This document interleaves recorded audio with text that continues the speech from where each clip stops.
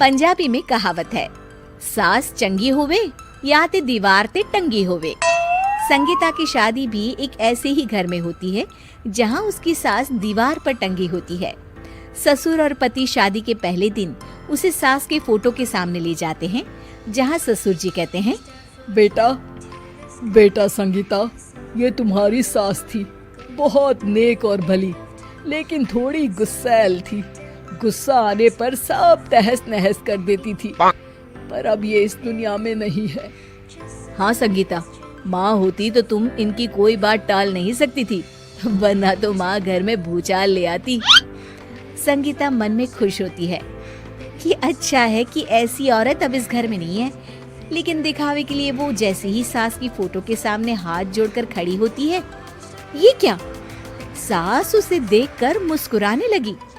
संगीता आंखों को मलकर एक बार फिर से देखती है, लेकिन फिर सास के चेहरे का भाव, भंगिमा यानी एक्सप्रेशन बिल्कुल बदले होते हैं।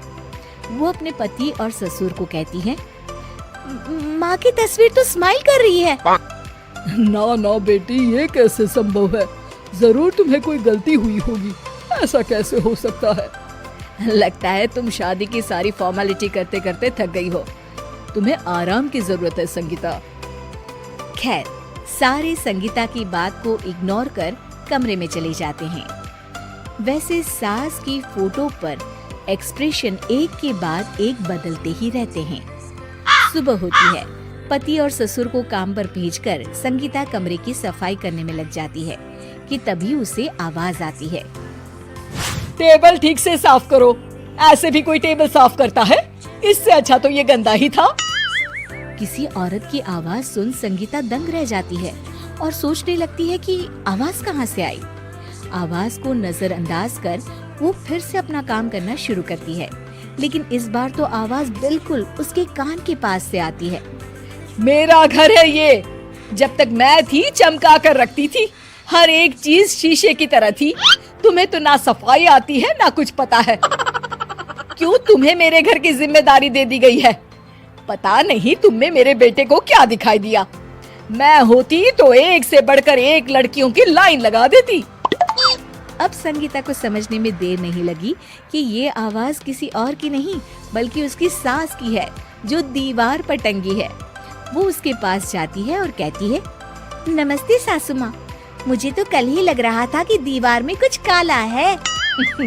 वो दीवार नहीं, दाल होती है पगली। सही पकड़े हैं सासू माँ। तो क्या हो गया आपको जो आप यहाँ भी चैन से नहीं बैठी हैं? सुना मैंने आपका व्यवहार काफी गुस्से वाला था। चुप रहे तू, ज्यादा बकर बकर ना कर।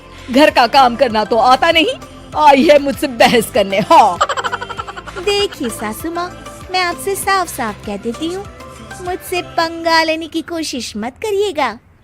तभी पीछे से संगीता का पति आता है। अरे संगीता, किससे बात कर रही हो?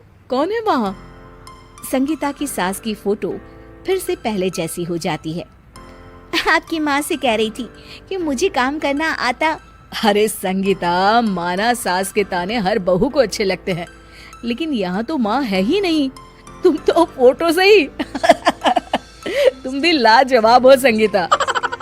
किसी को विश्वास नहीं होता कि संगीता अपनी मरी हुई सास की फोटो से बात करती है। वहीं आए दिन संगीता की सास संगीता को किसी न किसी बात पर आते जाते ताने देती। संगीता को भी अब सास के तानों और उनसे बात करने की आदत हो गई। वो कभी खानदान की कहानी तो कभी तीज त्योहार कैसे मनाए या किसी व्यंजन की रेसिपी सास से ही पूछती। सारा दिन घर में अकेली संगीता की सास अब उसके लिए तानों के साथ पक्की साथी की तरह भी रहने लगी थी, जो किसी और को नहीं बल्कि संगीता को ही सुनाई देती। तो देखा आपने, सास बहू का रिश्ता हर रिश्ते से ऊपर होता है, फिर चाहे वो खट्टा हो या मीठा।